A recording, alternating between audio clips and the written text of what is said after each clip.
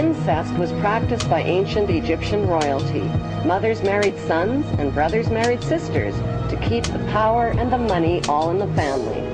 Like their pharaonic ancestors, the British monarchy have a long history of incestuous inbreeding.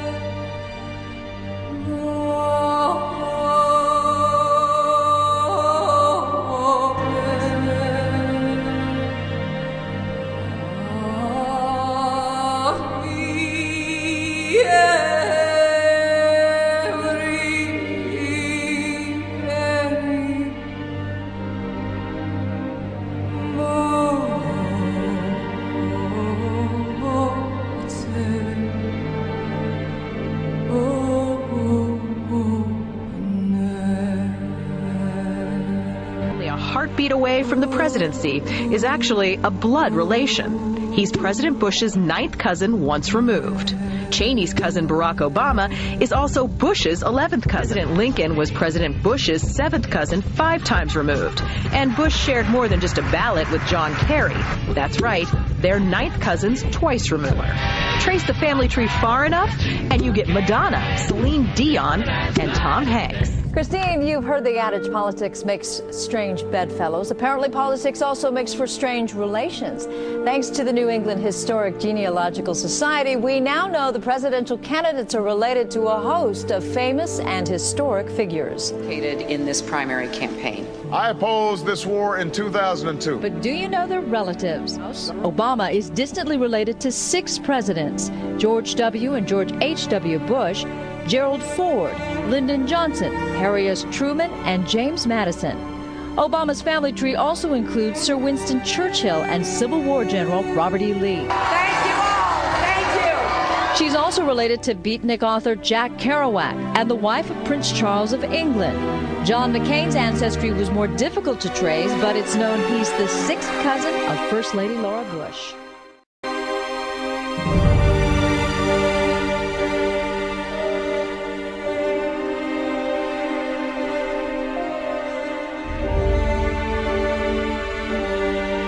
Dark Lord Sauron forged in secret a master ring to control all others. And into this ring he poured his cruelty, his malice, and his will to dominate all life.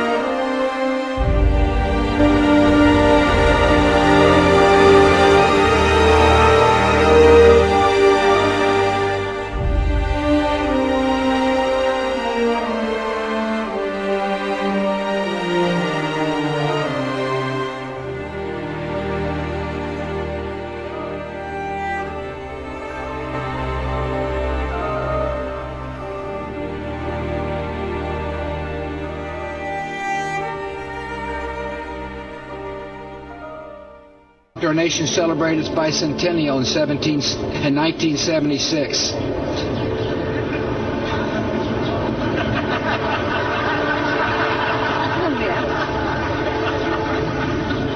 She gave me a look that only a mother could give a child.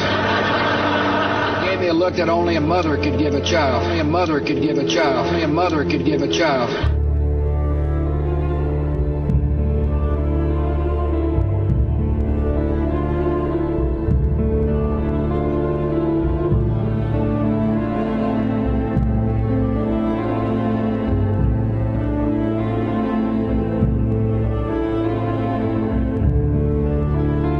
She gave me a look that only a mother could give a child.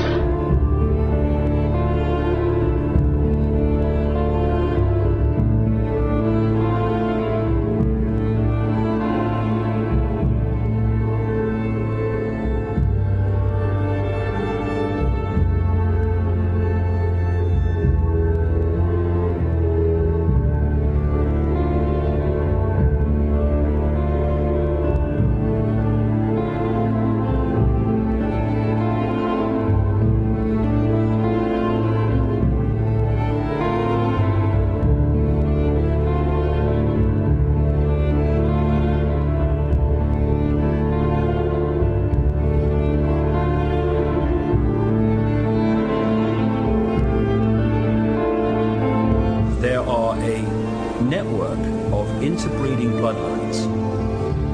What I call and what they call themselves, the Illuminati, which comes from the illuminated ones, have come through history. And as people began to reject overt, in-your-face dictatorship, they became the people who ran the system. It's all about genetics to these people. They're like horse breeders. Diana basically called herself the Windsor's brood mare, as she was brought into the web merely to be the vehicle to give birth to William. You look at the Bushes and people like that, and they look like you and me. The key element is what happens beyond the realm that we can see. This is what the Illuminati bloodlines really are. They are vehicles for other dimensional entities to manipulate this reality.